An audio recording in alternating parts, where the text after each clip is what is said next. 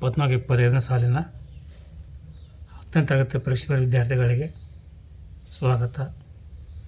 ಆತ್ಮೀಯ ವಿದ್ಯಾರ್ಥಿಗಳೇ ಮತ್ತು ಪೋಷಕ ಬಾಂಧವರೇ, ನಾನಿಂದು ನಿಮ್ಮ ಎದುರಿಗೆ ಚರ್ಚಿಸಲು ತಂದಂಥ ಅಂಶಗಳೆಂದರೆ ಮೊನ್ನೆ ನಡೆದ ರಾಜ್ಯ ಮಟ್ಟದ SSLC ಪೂರ್ವ ಸಿದ್ಧತಾ ಪರೀಕ್ಷೆ 21ರ ಪ್ರಶ್ನೆ ಪತ್ರಿಕೆ ಹಾಗೂ ಅದರ ಉತ್ತರಗಳು.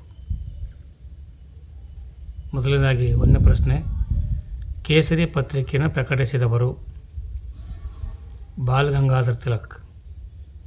ದತ್ತು ಮಕ್ಕಳಿಗೆ ಹಕ್ಕಿಲ ನೀತಿಯನ್ನು ಜಾರಿಗೆ ತಂದವರು ಆಪ್ಷನ್ ಬಿ ಡಾಲೌಸಿ.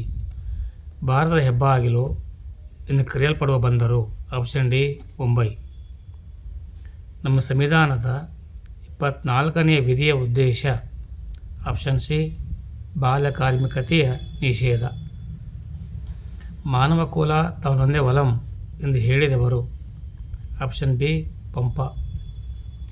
ಕೇಂದ್ರ ಲೋಕಸೇವಾ ಆಯೋಗದ ಅಧ್ಯಕ್ಷರನ್ನು ನೇಮಿಸುವವರು ಆಪ್ಷನ್ ಎ ರಾಷ್ಟ್ರಾಧ್ಯಕ್ಷರು. ಇವುಗಳಲ್ಲಿ ಪ್ರತ್ಯಕ್ಷ ತೆರಿಗೆಗೆ ಉದಾಹರಣೆ ಆಪ್ಷನ್ ಡಿ ಸಂಪತ್ತಿನ ತೆರಿಗೆ. ಮಾರ್ಚ್ 15ರ ಮಹತ್ವ ಆಪ್ಷನ್ ಎ ವಿಶ್ವ ಗ್ರಾಹಕರ ಹಕ್ಕುಗಳ ದಿನ. 9ನೇ ಪ್ರಶ್ನೆ, ಫ್ರಾನ್ಸಿಸ್ಕೋ ಡಿ ಅಲ್ಮೇಡಾ ನೀಲಿ ನೀರಿನ ನೀತಿಯನ್ನು ಏಕೆ ಜಾರಿಗೆ ತಂದನು? ಭೂಮಿಯ ಮೇಲಿನ ಆಧಿಪತ್ಯದ ಬದಲು ಸಮುದ್ರದ ಮೇಲಿನ ಏಕಸ್ವಾಮ್ಯಕ್ಕಾಗಿ ನೌಕಾಶಕ್ತಿಯನ್ನು ಬಲಪಡಿಸುವುದು ಆಗಿತ್ತು. ಪ್ರಶ್ನೆ 10, ಹಲಗಲಿಯ ಬೇಡರ ದಂಗೆಗೆ ಮುಖ್ಯ ಕಾರಣವೇನು? ಉತ್ತರ, ಬ್ರಿಟಿಷರು ಶಸ್ತ್ರ ಬಳಕೆ ನಿರ್ಬಂಧಿಸಿ ಕಾನೂನು ಜಾರಿಗೆ ತಂದಿದ್ದು. ಪ್ರಶ್ನೆ ನಂಬರ್ 11, ಸಾರ್ವಜನಿಕ ಆಡಳಿತದ ಪಿತಾಮಹ ಯಾರು? Woodrow Wilson. 12, ಉದ್ಯಮಶೀಲತೆ ಎಂದರೇನು? ಉತ್ತರ, ಉದ್ದಿಮೆ ಸ್ಥಾಪಿಸಲು ಕೈಗೊಳ್ಳುವ ಕ್ರಿಯೆಯನ್ನು ಉದ್ಯಮಶೀಲತೆ ಎನ್ನುವರು.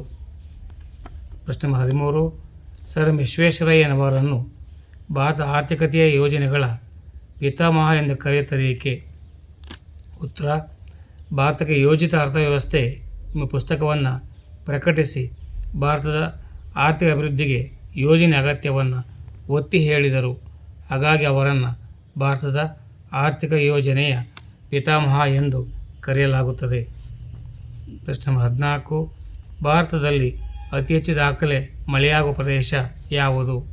ಉತ್ತರ, ಮಾಶೆನ್ರಾಮ್. ಪ್ರಸವ ಪೂರ್ವ ಲಿಂಗ ಪರೀಕ್ಷೆ ಪ್ರತಿಬಂಧಕ ಕಾಯ್ದೆ ಜಾರಿಯಲ್ಲಿದೆ ಏಕೆಂದರೆ ಹೆಣ್ಣು ಭ್ರೂಣ ಹತ್ಯೆ ತಡೆಯಲು. ಅಲ್ಯೂಮಿನಿಯಂ ಅನ್ನು 20ನೇ ಶತಮಾನದ ಅದ್ಭುತ ಲೋಹವೆಂದು ಕರೆಯುತ್ತಾರೆ ಏಕೆ? ಇದು ವೈವಿಧ್ಯಮಯ ಉಪಯೋಗಗಳಿಗೆ ಬಳಸುವುದರಿಂದ. ಪ್ರಶ್ನೆ ನಂಬರ್ 17, ಸಾರ್ವತ್ರಿಕ ಮಾನವ ಹಕ್ಕುಗಳನ್ನು ಭಾರತವು ನಿರಂತರವಾಗಿ ಪ್ರತಿಪಾದಿಸುತ್ತಾ ಬಂದಿದೆ ಹೇಗೆ? ಉತ್ತರ, ಭಾರತ ಮಾನವ ಹಕ್ಕುಗಳನ್ನು ಪ್ರತಿಪಾದಿಸುತ್ತಾ ಬಂದಿದೆ. ಭಾರತ ಸಂವಿಧಾನದಲ್ಲಿ ಮೂಲಭೂತ ಹಕ್ಕುಗಳನ್ನು ನೀಡಿದೆ.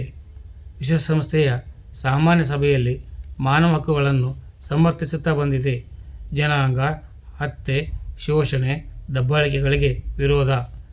ಜಾಗತಿಕ ವೇದಿಕೆಗಳ ಮೂಲಕ ಮಾನವ ಹಕ್ಕುಗಳ ಸಂರಕ್ಷಣೆಗೆ ಯತ್ನಿಸುತ್ತಿದೆ. ಮಾನವ ಹಕ್ಕುಗಳ ಆಯೋಗಗಳನ್ನು ಸ್ಥಾಪಿಸಿದೆ. 17ಕ್ಕೆ ಇನ್ನೊಂದು ಪರ್ಯಾಯ ಪ್ರಶ್ನೆ ಇದೆ. ಕಳ್ಳ ಸಾಗಾಣಿಕೆಯ ರಾಷ್ಟ್ರೀಯ ಹಿತಾಸಕ್ತಿಗೆ ಮಾರಕವಾದದ್ದು ಹೇಗೆ? ಉತ್ತರ, ಕಳ್ಳ ಸಾಗಾಣಿಕೆಯು ರಾಷ್ಟ್ರೀಯ ಹಿತಾಸಕ್ತಿಗೆ ಮಾರಕವಾದದ್ದು. ಇದು ಅನಪೇಕ್ಷಿತ ಆರ್ಥಿಕ ಚಟುವಟಿಕೆಗಳಿಗೆ ದಾರಿ ಮಾಡಿಕೊಡುತ್ತದೆ. ಕಳ್ಳ ಸಾಗಾಣಿಕೆಯಿಂದಾಗಿ ದೇಶದ ಕೈಗಾರಿಕೆಗಳಿಗೆ ಹಾನಿಯಾಗುತ್ತದೆ. ದೇಶದ ಮಾರುಕಟ್ಟೆಗೆ ತುಂಬ ಹಾನಿ ತಟ್ಟುತ್ತದೆ. ಪ್ರಶ್ನೆ ನಂಬರ್ 18, ಚಿಪ್ಕೋ ಚಳವಳಿಯ ಬಗ್ಗೆ ಸಂಕ್ಷಿಪ್ತವಾಗಿ ವಿವರಿಸಿ. ಉತ್ತರ ಪ್ರದೇಶದ ದೆಹರಿ ಕರ್ವಾಲ್ ಜಿಲ್ಲೆಯಲ್ಲಿ ಸರ್ಕಾರ ಮರ ಕಡಿಯಲು ಅನುಮತಿ ನೀಡಿತ್ತು. ಅರಣ್ಯ ನಾಶವಾಗುತ್ತದೆ ಮತ್ತು ಪರಸ್ಪರ ಹಾಳಾಗುತ್ತದೆ ಎಂದು ಜನರು ಮರಗಳನ್ನು ಅಪ್ಪಿ ಅದನ್ನು ತಡೆದರು. ಸುಂದರ್ಲಾಲ್ ಬಹುಗುಣ, ಚಂಡೀಪ್ರಸಾದ್ ಭಟ್ಟರ ನೇತೃತ್ವದಲ್ಲಿ ನಡೆಯಿತು. ಮರ ಕಡಿಯಲು ನೀಡಿದ ಅನುಮತಿ ರದ್ದಾಯಿತು. ಅಥವಾ ಬಾಲ್ಯ ವಿವಾಹಕ್ಕೆ ಕಾರಣಗಳನ್ನು ವಿವರಿಸಿ. ಉತ್ತರ, ಲಿಂಗ ತಾರತಮ್ಯ, ಬೇಗ ಮದುವೆ ಮಾಡಬೇಕೆಂಬ ನಂಬಿಕೆ, ಹೆಣ್ಣು ಮತ್ತು ಹೆಣ್ಣು ಮಕ್ಕಳ ನಡುವಿನ ಭೇದ ಭಾವ, ಶಿಕ್ಷಣ ಇಲ್ಲದಿರುವಿಕೆ, ಬಾಲಕಾರ್ಮಿಕತೆ, ಮಕ್ಕಳ ಸಾಗಾಣಿಕೆ ಮತ್ತು ಮಾರಾಟ, ಕಾನೂನಿನ ಕನಿಷ್ಠ ಮಟ್ಟದ ಅನುಷ್ಠಾನ, ಸಾರ್ವಜನಿಕರ ಅಸಹಕಾರ, ಮಕ್ಕಳ ಹಕ್ಕುಗಳ ದೋಷಪೂರಿತ ಅನುಷ್ಠಾನ. ಯಾವುದಾದ್ರು 4 ಅಂಶಗಳನ್ನು ಮಾತ್ರ ಇಲ್ಲಿ ನಾವು ತೋರಿಸಬೇಕು. ಹೈದರಾಬಾದ್ ಸಂಸ್ಥಾನವನ್ನು ಭಾರತದ ಒಕ್ಕೂಟಕ್ಕೆ ಹೇಗೆ ವಿಲೀನಗೊಳಿಸಲಾಯಿತು? ಹೈದರಾಬಾದ್ ಸಂಸ್ಥಾನವು ನಿಜಾಮನ ಅಧೀನದಲ್ಲಿತ್ತು. ಈತನು ಸ್ವತಂತ್ರವಾಗಿ ಉಳಿಯುವ ಉದ್ದೇಶದಿಂದ ಭಾರತಕ್ಕೆ ಸೇರಲು ನಿರಾಕರಿಸಿದನು.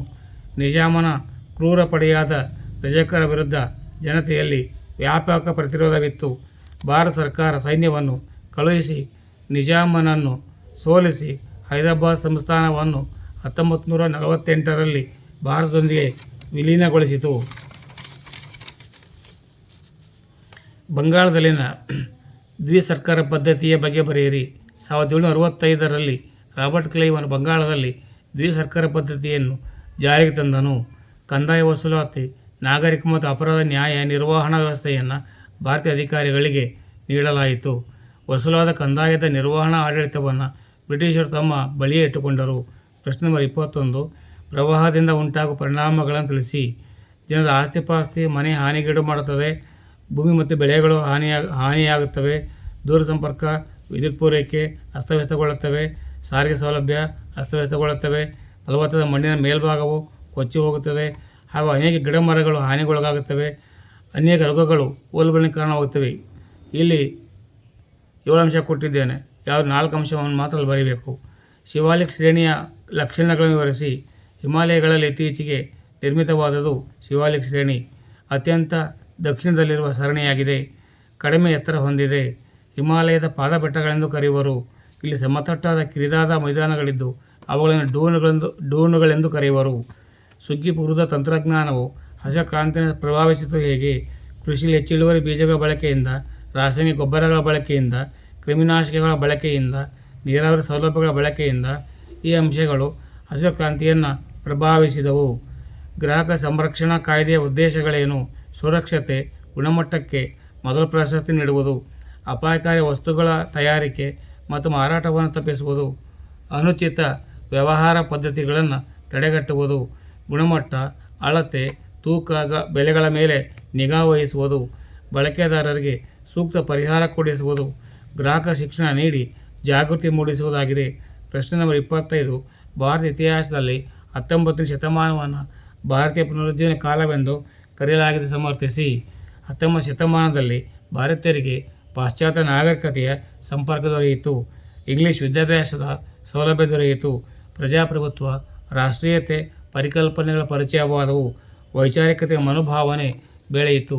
ಸಮಾಜದ ವಿಶ್ಲೇಷಣೆ ಹಾಗೂ ಸುಧಾರಣೆ ಆಸಕ್ತಿಗಳು ಮೂಡಿದವು. ಪಾಶ್ಚಾತ್ಯ ವಿದ್ವಾಂಸರಿಂದ ಪ್ರಭಾವಕ್ಕೆ ಒಳಗಾದರು. ರಾಜಾರಾಮಮೋಹನ್ ರಾಯ್, ದಯಾನಂದ ಸರಸ್ವತಿ, ಜ್ಯೋತಿಬಾ ಫುಲೆ ಮೊದಲಾದವರ ಸುಧಾರಣಾ ಚಳವಳಿಗಳು ರೂಪಿಸಿದರು. ಪರ್ಯಾಯವಾಗಿ ಇನ್ನೊಂದು ಪ್ರಶ್ನೆ ಏನದು ಅಂತಂದರೆ, ಸಾಯಕ್ಷಣ ಪದ್ಧತಿಯು ಬ್ರಿಟಿಷರಿಗೆ ಭಾರತೀಯ ರಾಜ್ಯಗಳನ್ನು ನಿಯಂತ್ರಣದಲ್ಲಿಡಲು ಸಹಾಯಕವಾಯಿತು. ಸಮರ್ಥಿಸಿ. ಉತ್ತರ: ಭಾರತೀಯ ರಾಜನು ಬ್ರಿಟಿಷ್ ಸೈನಿಕ ತುಕಡಿಯನ್ನು ತನ್ನ ರಾಜ್ಯದಲ್ಲಿ ಇರಿಸಿಕೊಳ್ಳಬೇಕು. ಸೇನೆಯ ವೇತನ ಮತ್ತು ನಿರ್ವಹಣೆಯ ವೆಚ್ಚವನ್ನು ಸಂಬಂಧಪಟ್ಟ ರಾಜ್ಯವೇ ಭರಿಸಬೇಕು. ಆಸ್ಥಾನದಲ್ಲಿ ಬ್ರಿಟಿಷ್ ರೆಸಿಡೆಂಟನನ್ನು ನೇಮಿಸಿಕೊಳ್ಳಬೇಕು. ಬ್ರಿಟಿಷರ ಅನುಮತಿ ಇಲ್ಲದೆ ಆಸ್ಥಾನದಲ್ಲಿ ಯಾವುದೇ ಯುರೋಪಿಯನ್ನರನ್ನು ನೇಮಿಸಿಕೊಳ್ಳುವಂತಿಲ್ಲ. ಯಾವುದೇ ರಾಜ್ಯದೊಂದಿಗೆ ಯುದ್ಧವಾಗಲಿ ಸಂಧಾನವಾಗಲಿ ಮಾಡಿಕೊಳ್ಳಬೇಕಾದರೆ ಬ್ರಿಟಿಷರ ಸಮ್ಮತಿ ಇರಲೇಬೇಕು. ಈ ನೀತಿಯಿಂದ ಬ್ರಿಟಿಷರ ಸೈನಿಕ ನಿರ್ವಹಣೆ ಸುಲಭವಾಯಿತು. ಭಾರತೀಯ ರಾಜ್ಯಗಳನ್ನು ನಿಯಂತ್ರಣದಲ್ಲಿಡಲು ಸಾಧ್ಯವಾಯಿತು. ಭಾರತ ರಾಜ್ಯಗಳನ್ನು ಆರ್ಥಿಕವಾಗಿ ತೀವ್ರ ಶೋಷಣೆಗೆ ಗುರಿಪಡಿಸಲಾಯಿತು. ಇಲ್ಲಿ 8 ಅಂಶಗಳನ್ನು ನಾನು ನಿಮಗೆ ತೋರಿಸಿದ್ದೇನೆ. ನೀವು ಇದರಲ್ಲಿ ಯಾವುದಾದ್ರು 6 ಅಂಶಗಳು ನೆನಪಿಟ್ಕೊಂಡ್ರೆ ಪರೀಕ್ಷೆ ಗೊಂದಲ ಬಂದಾಗ ಸಹಾಯ ಆಗ್ತದೆ.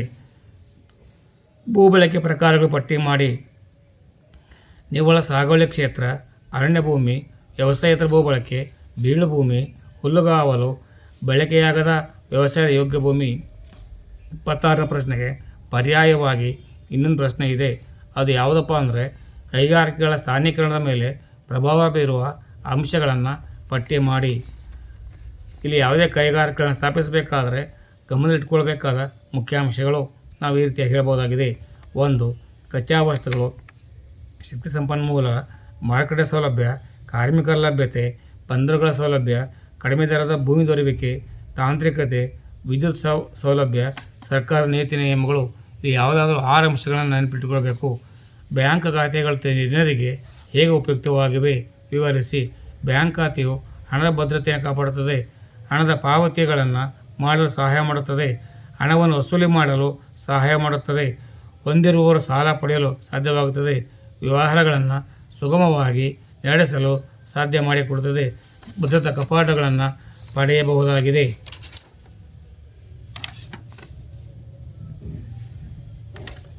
ಇದಕ್ಕೆ ಪರ್ಯಾಯ ಇನ್ನೊಂದು ಪ್ರಶ್ನೆ ಇದೆ. ಉದ್ಯಮಿಗಳು ಆರ್ಥಿಕ ಕ್ಷೇತ್ರದ ಅಭಿವೃದ್ಧಿಗೆ ಹೇಗೆ ಸಹಕಾರಿಯಾಗಿದ್ದಾರೆ ವಿವರಿಸಿ. ಜನರ ಉಳಿತಾಯಗಳನ್ನು ಬಂಡವಾಳ ರೂಪದಲ್ಲಿ ಸಂಗ್ರಹಿಸುತ್ತಾರೆ, ಉದ್ಯೋಗಗಳನ್ನು ಒದಗಿಸುತ್ತಾರೆ, ದೇಶದ ಆದಾಯ ಮತ್ತು ತಲವಾರಮಾನ ಹೆಚ್ಚಿಸುತ್ತಾರೆ, ಮಾರುಕಟ್ಟೆಗಳನ್ನು ಅಭಿವೃದ್ಧಿಪಡಿಸುತ್ತಾರೆ, ಉತ್ತಮ ವಸ್ತುಗಳನ್ನು ಕಡಿಮೆ ದರದಲ್ಲಿ ಒದಗಿಸುವವರು, ಜನರ ಜೀವನ ಮಟ್ಟ ಉತ್ತಮಗೊಳಿಸಲು ಶ್ರಮಿಸುತ್ತಾರೆ, ಕೈಗಾರಿಕೆಗಳನ್ನು ಅಭಿವೃದ್ಧಿಪಡಿಸುತ್ತಾರೆ, ಸಮಾಜದ ಏಳಿಗೆಗೆ ಸಹಾಯ ಮಾಡುತ್ತಾರೆ, ದೇಶದ ರಫ್ತು ವ್ಯಾಪಾರವನ್ನು ಹೆಚ್ಚಿಸುತ್ತಾರೆ. ಇಲ್ಲಿ ಯಾವುದಾದ್ರೂ 6 ಅಂಶಗಳನ್ನು ಮಾತ್ರ ಬರೀಬೇಕು. ಗ್ರಾಮೀಣ ಅಭಿವೃದ್ಧಿಯಲ್ಲಿ ಪಂಚಾಯತ್ ರಾಜ್ ಸಂಸ್ಥೆಗಳ ಪಾತ್ರ ಏನು? ಅಭಿವೃದ್ಧಿಯಲ್ಲಿ ಗ್ರಾಮ ಜನರ ಪಾಲ್ಗೊಳ್ಳುವಂತೆ ಮಾಡುವುದು, ಗ್ರಾಮೀಣ ಮೂಲ ಸೌಕರ್ಯಗಳ ಅಭಿವೃದ್ಧಿ, ಪ್ರಾಥಮಿಕ ಮಾಧ್ಯಮಿಕ ಶಿಕ್ಷಣಕ್ಕೆ ಪ್ರೋತ್ಸಾಹ, ಆರೋಗ್ಯ ಮತ್ತು ನೈರ್ಮಲ್ಯ ಸೌಲಭ್ಯಗಳ ವಿಸ್ತರಣೆ, ಗ್ರಾಮೀಣ ಹಾಗೂ ಗುಡಿ ಕೈಗಾರಿಕೆಗಳ ಅಭಿವೃದ್ಧಿ, ಬಡತನ ಮತ್ತು ನಿರುದ್ಯೋಗ ಹೋಗಲಾಡಿಸುವುದು, ವಸತಿಹೀನರಿಗೆ ಮನೆಗಳನ್ನು ನಿರ್ಮಿಸಿಕೊಡಬಹುದು, ಬಡ ಜನರಿಗೆ ಆಹಾರ ಧಾನ್ಯ ಒದಗಿಸುವುದು, ಸಮಾಜ ಕಲ್ಯಾಣ ಸೇವೆಗಳನ್ನು ಒದಗಿಸುವುದು, ಗ್ರಾಮೀಣ ಕಲೆ ಸಂಸ್ಕೃತಿ ಶ್ರೀಮಂತಗೊಳ್ಳುತ್ತವೆ. 22ಕ್ಕೆ ಪರ್ಯಾಯವಾಗಿ ಇನ್ನೊಂದು ಪ್ರಶ್ನೆಯಲ್ಲಿ ಕೇಳಿದ್ದಾರೆ. ಅದು ಯಾವುದು ಅಂತಂದರೆ, ಕೇಂದ್ರ ಸರ್ಕಾರದ ತೆರಿಗೆಯೇತರ ಆದಾಯದ ಮೂಲಗಳಾವವು?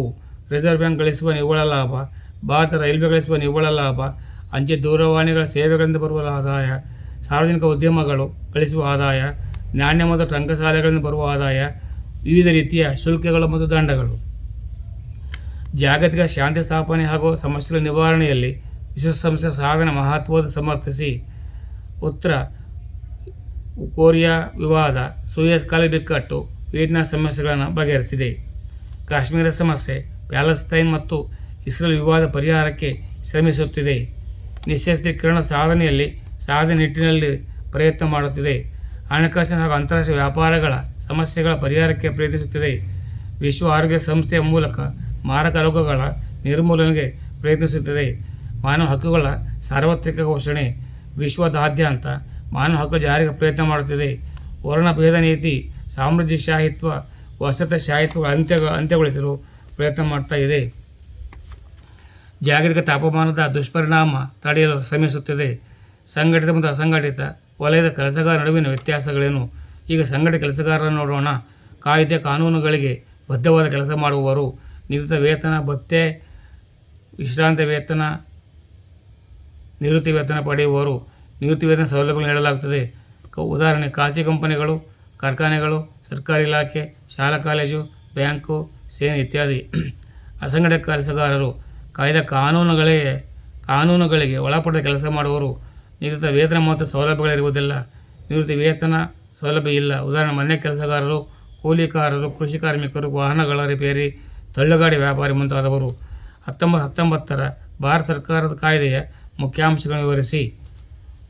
ಮಾಂಟಿಗಾ ಚೆಲ್ಮ್ಸ್ಫರ್ಡ್ ಸುಧಾರಣೆ ಎನ್ನುವರು. ಪ್ರಾಂತ್ಯಗಳಲ್ಲಿ ದ್ವಿಸರ್ಕಾರ ಪದ್ಧತಿಗೆ ಅವಕಾಶ ನೀಡಿತು. ಕೇಂದ್ರದಲ್ಲಿ ದ್ವಿಸದನ ಶಾಸಕಾಂಗ ರಚನೆ ಅವಕಾಶ ನೀಡಿತು. ಭಾರತಕ್ಕೆ ಹೈಕಮಿಷನರ್ ನೇಮಕ ಮಾಡಲಾಯಿತು. ಸ್ಥಳೀಯ ಸಂಸ್ಥೆಗಳ ಅಭಿವೃದ್ಧಿಗೆ ಭರವಸೆ ನೀಡಿತು. ಪ್ರತ್ಯೇಕ ಚುನಾವಣಾ ಮತಗಟ್ಟೆ ವ್ಯವಸ್ಥೆಯ ವಿಸ್ತರಣೆಯಾಯಿತು. ಕೇಂದ್ರ ಪ್ರಾಂತ್ಯಗಳ ಬಜೆಟ್ ಬೇರ್ಪಡಿಸಲಾಯಿತು. ಪ್ರಶ್ನೆ 32. ಎರಡನೇ ಮಹಾಯುದ್ಧದ ಪರಿಣಾಮಗಳೇನು? ಮಾನವ ಚರಿತ್ರೆಯಲ್ಲಿ ಹೆಚ್ಚಿನ ಸಾವು ನೋವುಗಳುಂಟಾದದ್ದು ಎರಡನೇ ಮಹಾಯುದ್ಧದಲ್ಲಿ. ಜಾಗತಿಕ ರಾಜಕೀಯ ಸಂರಚನೆಯಲ್ಲಿ ಬದಲಾವಣೆಯಾಯಿತು. ರಾಷ್ಟ್ರಸಂಘದ ಜಾಗದಲ್ಲಿ ವಿಶ್ವಸಂಸ್ಥೆ ರಚನೆಯಾಯಿತು. ರಷ್ಯಾ ಅಮೆರಿಕ ಪರಸ್ಪರ ವಿರೋಧಿ ದೇಶಗಳಾದವು. ಶೀತಲ ಸಮರಕ್ಕೆ ನಾಂದಿಯಾಯಿತು. ಅಣ್ವಸ್ತ್ರ ಪೈಪೋಟಿಗೆ ದಾರಿಯಾಯಿತು. ಏಷ್ಯಾ ಆಫ್ರಿಕಾದ ವಸಾಹತುಗಳು ಸ್ವತಂತ್ರ ಹೊಂದಿದವು. 33ನೇ ಪ್ರಶ್ನೆ. ಮಣ್ಣಿನ ಸವೆತವು ಹಲವು ದುಷ್ಪರಿಣಾಮಗಳನ್ನುಂಟು ಮಾಡುತ್ತದೆ ಹೇಗೆ? ನದಿಗಳಲ್ಲಿ ಹೂಳು ತುಂಬಿ ಪ್ರವಾಹ ಉಂಟಾಗುತ್ತದೆ. ನದಿಗಳು ತಮ್ಮ ಪಾತ್ರವನ್ನು ಬದಲಾಯಿಸುತ್ತವೆ. ಜಲಾಶಯಗಳ ನೀರಿನ ಸಂಗ್ರಹಣ ಸಾಮರ್ಥ್ಯ ಕಡಿಮೆಯಾಗುವುದು. ಚಿಲಿಮೆಗಳು ಬತ್ತಿ ಹೋಗುತ್ತವೆ. ಭೂಮಿಯಲ್ಲಿ ಇಂಗು ನೀರಿನ ಪ್ರಮಾಣ ಕಡಿಮೆಯಾಗುತ್ತದೆ. ವ್ಯವಸಾಯ ಉತ್ಪಾದನೆ ಮೇಲೆ ಪರಿಣಾಮ ಬೀರುವುದು. ಭಾರತ ಸ್ವತಂತ್ರ ಹೋರಾಟದಲ್ಲಿ ಸುಭಾಷ್ ಚಂದ್ರ ಬೋಸ್ರ ಪಾತ್ರವನ್ನು ವಿವರಿಸಿ. ಸುಭಾಷ್ರನ್ನು ನೇತಾಜಿ ಎಂದು ಕರೆಯುತ್ತಿದ್ದರು. ಪ್ರತಿಷ್ಠಿತ ಹುದ್ದೆಯನ್ನು ತ್ಯಜಿಸಿ ಸ್ವತಂತ್ರ ಚಳವಳಿಗೆ ಧುಮುಕಿದರು. ಐಪುರ ಕಾಂಗ್ರೆಸ್ ಅಧಿವೇಶನದ ಅಧ್ಯಕ್ಷರಾಗಿದ್ದರು. ಫಾರ್ವರ್ಡ್ ಬ್ಲಾಕ್ ಎಂಬ ಪಕ್ಷವನ್ನು ಕಟ್ಟಿದರು. ಬ್ರಿಟಿಷ್ ಸರ್ಕಾರ ಇವರನ್ನು ಬಂಧಿಸಿತು. ಜರ್ಮನಿಯ ಹಿಟ್ಲರ್ ಸಹಾಯ ಯಾಚಿಸಿದರು. ಐಎನ್ಎ ಮುಖಂಡತ್ವ ವಹಿಸಿದರು. ದೆಹಲಿ ಚಲೋ ಎಂದು ಕರೆ ನೀಡಿದರು. ನನಗೆ ರಕ್ತ ಕೊಡಿ, ನಾನು ನಿಮಗೆ ಸ್ವತಂತ್ರ ನೀಡಲು ಪ್ರಮಾಣಿಸುತ್ತೇನೆ ಎಂದು ಕರೆ ಕೊಟ್ಟರು. ಆಕಸ್ಮಿಕವಾಗಿ ವಿಮಾನ ಅಪಘಾತದಲ್ಲಿ ಮಡಿದರು. ಇದಕ್ಕೆ ಪರ್ಯಾಯವಾಗಿ ಪ್ರಶ್ನೆ ಇದೆ. ನಾಲ್ವಡಿ ಕೃಷ್ಣರಾಜ ಒಡೆಯರ ಸಾಧನೆಗಳನ್ನು ವಿವರಿಸಿ. ಪ್ರಜೆಗಳಲ್ಲಿ ವಿದ್ಯಾಭ್ಯಾಸ ವ್ಯಾಪಕವಾಗಿ ಹರಡಲು ಆಸಕ್ತಿ. ಪ್ರಾಥಮಿಕ ಶಿಕ್ಷಣದ ಶುಲ್ಕ ರದ್ದುಪಡಿಸಿದರು. ಹೆಣ್ಣು ಮಕ್ಕಳ ವಿದ್ಯಾಭ್ಯಾಸದ ಏಳಿಗೆಗೆ ನೆರವು ಸಿಕ್ಕಿತು. ವಿದೇಶ ವಿದ್ಯಾಭ್ಯಾಸಕ್ಕೆ ವಿದ್ಯಾರ್ಥಿ ವೇತನ. ಮೈಸೂರು ವಿಶ್ವವಿದ್ಯಾನಿಲಯ ಸ್ಥಾಪನೆ. ಬೆಂಗಳೂರಿನಲ್ಲಿ ಭಾರತೀಯ ವಿಜ್ಞಾನ ಸಂಸ್ಥೆ ಸ್ಥಾಪನೆ. ಭದ್ರಾವತಿ ಕಬ್ಬಿಣ ಉಕ್ಕಿನ ಕಾರ್ಖಾನೆ ಸ್ಥಾಪನೆ. ಸಿಮೆಂಟು, ಕಾಗದ, ಸಕ್ಕರೆ ಕಾರ್ಖಾನೆಗಳ ಸ್ಥಾಪನೆ. ಮೈಸೂರಿನ ಗಂಧದ ಎಣ್ಣೆ ಕಾರ್ಖಾನೆ ಸ್ಥಾಪನೆ. ಬೆಂಗಳೂರಿನಲ್ಲಿ ಸಾಬೂನು ಕಾರ್ಖಾನೆ ಸ್ಥಾಪನೆ. ಬೆಂಗಳೂರು ಹತ್ತಿರ ಕಾವೇರಿ ನದಿಗೆ ಅಣೆಕಟ್ಟು ನಿರ್ಮಾಣ ಮಾಡಲಾಯಿತು. ನ್ಯಾಯ ವಿಧೇಯಕ ಸಭೆಯನ್ನು ರಚಿಸಲಾಯಿತು. ಭಾರತ ಪ್ರಥಮ ಸ್ವಾತಂತ್ರ್ಯ ಸಂಗ್ರಾಮವು ಭಾರತೀಯರ ಮೇಲೆ ಹೇಗೆ ಪ್ರಭಾವ ಬೀರಿತು? ಈಸ್ಟ್ ಇಂಡಿಯಾ ಕಂಪನಿ ಆಡಳಿತ ಕೊನೆಗೊಂಡಿತು. ಭಾರತದ ವ್ಯವಹಾರಗಳ ಕಾರ್ಯದರ್ಶಿಗೆ ಒಪ್ಪಿಸಲಾಯಿತು. 1858ರಲ್ಲಿ ಬ್ರಿಟನ್ ರಾಣಿ ಘೋಷಣೆ ಹೊರಡಿಸಿದರು. ಕಂಪನಿಯ ದೇಶ ರಾಜರೊಂದಿಗೆ ಮಾಡಿಕೊಂಡಿದ್ದ ಒಪ್ಪಂದಗಳನ್ನು ಅಂಗೀಕರಿಸಲಾಯಿತು. ಪ್ರಾದೇಶಿಕ ವಿಸ್ತರಣೆಯ ಅಪೇಕ್ಷೆಯನ್ನು ಕೈಬಿಡುವುದು. ಭಾರತೀಯರಿಗೆ ಸುಭದ್ರ ಸರ್ಕಾರವನ್ನು ನೀಡುವುದು. ಕಾನೂನಿನ ಮುಂದೆ ಸಮಾನತೆ ಘೋಷಿಸಿದರು. ಧಾರ್ಮಿಕ ವಿಷಯಗಳಲ್ಲಿ ಹಸ್ತಕ್ಷೇಪ ಮಾಡುವಂತಿಲ್ಲ. ಭಾರತೀಯ ಪ್ರೀತಿಯ ಬೆಂಬಲ ವಿಶ್ವಾಸವಿಲ್ಲದಿದ್ದರೆ ಶಾಂತಿಯನ್ನು ಆಳಲು ಸಾಧ್ಯವಿಲ್ಲವೆಂದು ಮನಗಂಡರು. ಸ್ವಾತಂತ್ರ್ಯ ಹೋರಾಟಕ್ಕೆ ಹೊಸ ದಿಕ್ಸೂಚಿಯಾಯಿತು. 36ನೇ ಪ್ರಶ್ನೆ. ಅರಣ್ಯಗಳು ಮಾನವ ಮತ್ತು ಪರಿಸರಕ್ಕೆ ಬಹಳಷ್ಟು ಉಪಯುಕ್ತ ಸಂಪನ್ಮೂಲವಾಗಿವೆ. ಸಮರ್ಥಿಸಿ. ಶುದ್ಧ ವಾಯು, ಆಹಾರ, ಮೇವನ್ನು ಅರಣ್ಯಗಳು ಪೂರೈಸುತ್ತವೆ. ಮಳೆ ತರಲು ಅರಣ್ಯಗಳು ಸಹಾಯಕವಾಗಿವೆ. ಮಣ್ಣಿನ ಸವೆತವನ್ನು ಅರಣ್ಯಗಳು ನಿಯಂತ್ರಿಸುತ್ತವೆ. ಪ್ರಾಣಿ ಪಕ್ಷಿಗಳಿಗೆ ಅರಣ್ಯಗಳು ಆಶ್ರಯ ತಾಣವಾಗಿವೆ. ಔಷಧಿ ಸಸ್ಯಗಳ ಆಗರ ಅರಣ್ಯಗಳಾಗಿವೆ. ಪ್ರವಾಸಿಗರನ್ನು ಅರಣ್ಯಗಳು ಆಕರ್ಷಿಸುತ್ತವೆ. ಉದ್ಯೋಗಾವಕಾಶಗಳನ್ನು ಒದಗಿಸುತ್ತವೆ. ಜೈವಿಕ ಪರಿಸರದ ಸಮತೋಲನೆಯನ್ನು ಕಾಪಾಡುತ್ತದೆ. ಭಾರತದ ಮಹಿಳೆಯರ ಸ್ಥಾನಮಾನ ಉತ್ತಮಪಡಿಸಲು ಕೈಗೊಂಡ ಕ್ರಮಗಳು ಯಾವುವು? ಉತ್ತರ: ಮಹಿಳಾ ಮತ್ತು ಮಕ್ಕಳ ಅಭಿವೃದ್ಧಿ ಸಚಿವಾಲಯ ಪ್ರಾರಂಭ. ಸರ್ಕಾರಿ ಉದ್ಯೋಗದಲ್ಲಿ ಮೀಸಲಾತಿ ನೀಡಲಾಗಿದೆ. ಮಹಿಳಾ ಆಯೋಗಗಳನ್ನು ರಚಿಸಲಾಗಿದೆ. ಮಹಿಳಾ ಅಭಿವೃದ್ಧಿ ನಿಗಮಗಳನ್ನು ಸ್ಥಾಪಿಸಲಾಗಿದೆ. ಸಖಿ ಒನ್ ಸ್ಟಾಪ್ ಸೆಂಟರ್ಗಳನ್ನು ಆರಂಭಿಸಲಾಗಿದೆ. ಕೌಟುಂಬಿಕ ದೌರ್ಜನ್ಯದಿಂದ ಮಹಿಳೆಯರ ರಕ್ಷಣಾ ಕಾಯ್ದೆ 2005ರಲ್ಲಿ ಜಾರಿಗೆ ತರಲಾಗಿದೆ. ದುಡಿಯುವ ಸ್ಥಳದಲ್ಲಿ ಲೈಂಗಿಕ ಕಿರುಕುಳ ನಿಷೇಧ ಕಾಯ್ದೆ ಜಾರಿಗೆ ತರಲಾಗಿದೆ. ಕರ್ನಾಟಕದ ಸ್ಥಳೀಯ ಸಂಸ್ಥೆಗಳಲ್ಲಿ ಮಹಿಳೆಯರಿಗೆ 50% ಮೀಸಲಾತಿ ನೀಡಿದೆ. ಮಹಿಳಾ ಸಹಾಯವಾಣಿ 1991 ಸೌಲಭ್ಯ ಕಲ್ಪಿಸಲಾಗಿದೆ. ಲೋಕಸಭೆ, ವಿಧಾನಸಭೆಯಲ್ಲಿ 33% ಮೀಸಲಾತಿ ಇದೆ. ನಾರಿ ಶಕ್ತಿ ವಂದನಾ ಅಧಿನಿಯಮ ಅಂಗೀಕರಿಸಲಾಗಿದೆ. ವಿದ್ಯಾರ್ಥಿಗಳೇ, ಈ ವರ್ಷ SSLC ಪರೀಕ್ಷೆ ಬರೆಯುವಾಗ ಉತ್ತರ ಪತ್ರಿಕೆ ಜೊತೆಗೆ ಮುದ್ರಿತ ನಕಾಶೆಯನ್ನು ಕೊಡ್ತಾರೆ ಎಂಬ ಮಾಹಿತಿ ಇದೆ. ಹಾಗಾಗಿ ನಿಖರವಾದ ಸ್ಥಳಗಳನ್ನು ನೋಡ್ಕೊಂಡು ಹೋಗಬೇಕು. ನಿಖರವಾಗಿ ಗುರುತಿಸಬೇಕು. 5 ಅಂಕ ನಿಮಗೆ ಲಭ್ಯ. ಇಲ್ಲಿ ಅಣೆಕಟ್ಟುಗಳು: ಬಾಕ್ರಾನಂಗಲ್ ಅಣೆಕಟ್ಟು, ಒಂದು ಕಾಂಡ್ಲಾ ಬಂದರು, ನರ್ಮದಾ ನದಿ, ಜಮ್ಶೆಡ್ಪುರ, ಗುವಾಹಟಿ, ಭದ್ರಾವತಿ, ಕೋರಮಂಗಲ ತೀರ. ನಿಖರವಾಗಿ ಗುರುತಿಸಬೇಕು. ವಿದ್ಯಾರ್ಥಿಗಳೇ, ನನ್ನೆಲ್ಲ ಶತಪ್ರಯತ್ನವನ್ನು ಮೀರಿ ನಾನು ನಿಮ್ಮ ಎದುರಿಗೆ ಅನೇಕ ಅಂಶಗಳನ್ನು, ಅನೇಕ ವಿಡಿಯೋ ಪಾಠಗಳನ್ನು ತಂದಿಟ್ಟಿದ್ದೇನೆ. ಸಾವಕಾಶವಾಗಿ ಅಭ್ಯಾಸ ಮಾಡಿ, ಗೊಂದಲ ಮಾಡ್ಕೊಳ್ಬೇಡಿ. ನಿಮಗೆಲ್ಲರಿಗೂ ನಾಳೆ ಹೊಸ ವರ್ಷ ಆರಂಭ, ನಮ್ಮ ಯುಗಾದಿ ಹಬ್ಬದ ಆರಂಭ, ಹೊಸ ವರ್ಷದ ಶುಭಾಶಯಗಳನ್ನ ನಿಮಗೆ ಹೇಳ್ತಾ ಇದ್ದೇನೆ. ಪರೀಕ್ಷಾ ಸೆಂಟ್ರಿಗೆ ಹೋಗಿ ಗೊಂದಲ ಮಾಡ್ಕೊಳ್ಬೇಡಿ, ಚಿಂತಿಸಬೇಡಿ, ಚೆನ್ನಾಗಿ ಉತ್ತರ ಬರೀರಿ. 80ಕ್ಕೆ 80 ಪಡ್ಕೊಳ್ಳಿ. 625ಕ್ಕೆ 624, 625 ಅಂಕ ನಿಮ್ಮವೇ ಆಗಲಿ ಎಂದು ಹಾರೈಸ್ತೇನೆ. ಜೈ ಹಿಂದ್, ಜೈ ಕರ್ನಾಟಕ ಮಾತೆ, ಜೈ ಭಾರತ್ ಮಾತೆ. ನೀವು ಅಭ್ಯಾಸ ಮಾಡಿ, ನಿಮ್ಮ ಸ್ನೇಹಿತರಿಗೂ ಇದನ್ನು ಶೇರ್ ಮಾಡಿ. ಧನ್ಯವಾದಗಳು.